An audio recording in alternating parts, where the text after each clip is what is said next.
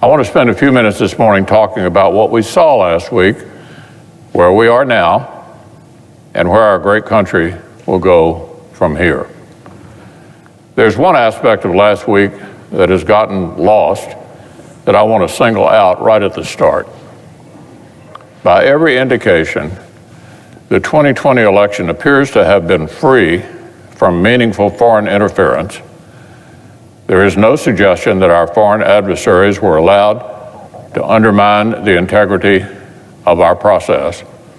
According to the director of the Cybersecurity and Infrastructure Security Administration, quote, "We have no evidence any foreign adversary was capable of preventing Americans from voting or changing vote tallies," end quote.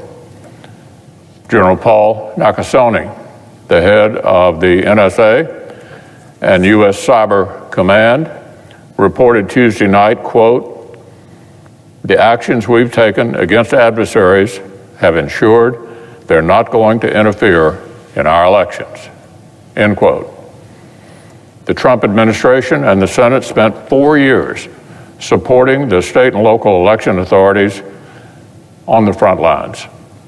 New tools and information sharing partnerships, unprecedented coordination, hundreds of millions in new funding, new painful consequences for bad actors like Russia if they interfere. The absence of any reports of foreign interference is a ringing endorsement of our bipartisan work. And it slams the door on the embarrassing, irresponsible rhetoric that some Washington Democrats spent 4 years broadcasting.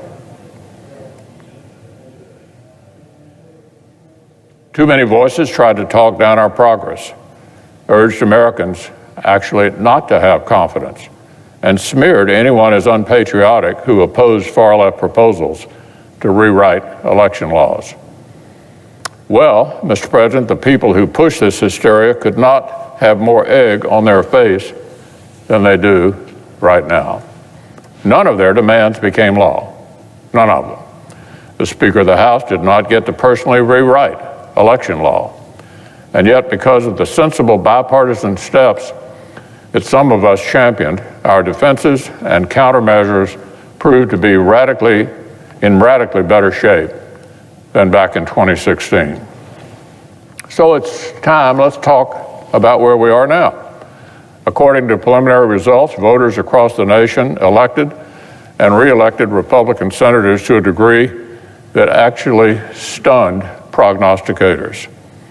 Likewise, the American people seem to have reacted to House Democrats' radicalism and obstruction by shrinking the Speaker's majority and electing more Republicans.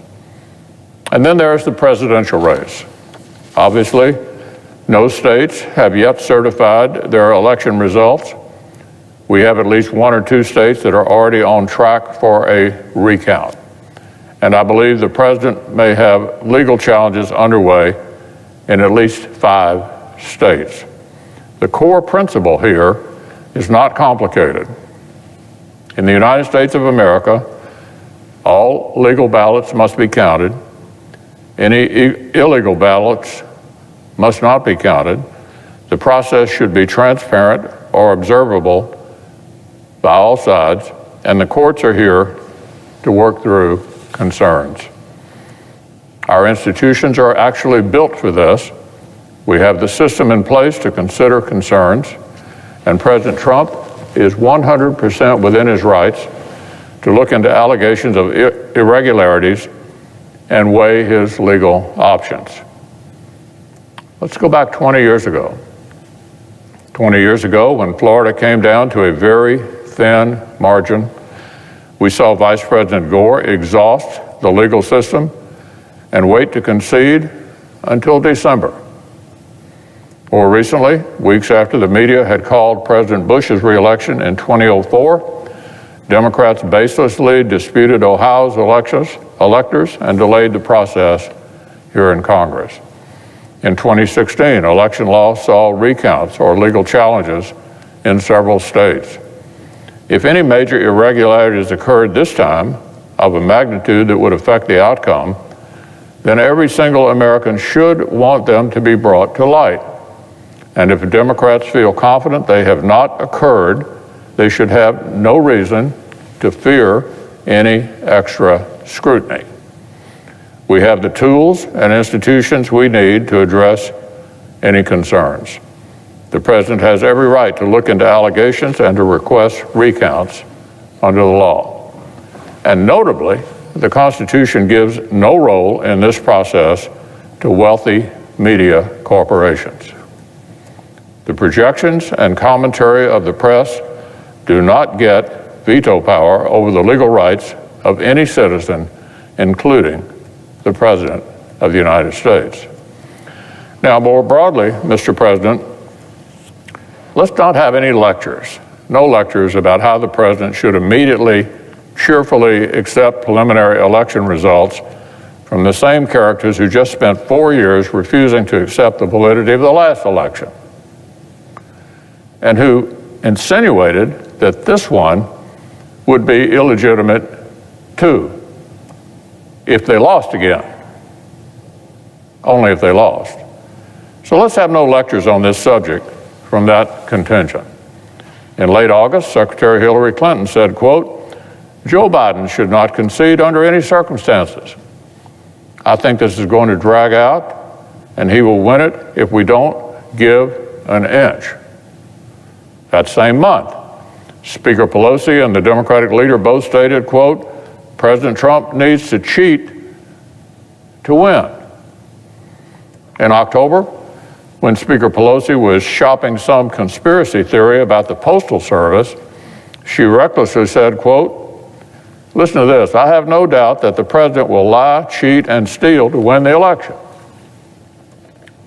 Now, does this sound like a chorus that has any credibility whatsoever to say a few legal challenges from President Trump represent some kind of crisis? At this time last week, small business owners in cities across America were boarding up their windows in case President Trump appeared to win, and far-left mobs decided to reprise their summer rioting. Suffice it to say, a few legal inquiries from the president do not exactly spell the end of the republic. Here's two professors from Fordham Law School and New York Law School. This is how they put it.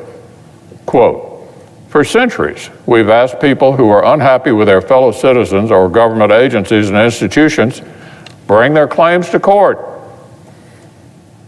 President Trump is, quote, a traditional response that affirms rather than undermines American institutions," end quote. This process will reach its resolution. Our system will resolve any recounts or litigation. In January, the winner of this election will place his hand on a Bible, just like it happened every 4 years since 1793. What we know for sure is that the outcome is guaranteed to delight tens of millions of Americans and disappoint tens of millions of Americans. But we also know that we will wake up on January 21st still blessed to live in the greatest nation the world has ever seen. And in no small part, that is because we respect the rule of law, we trust our institutions, and neither of those things is outweighed by pronouncements from partisans or the press.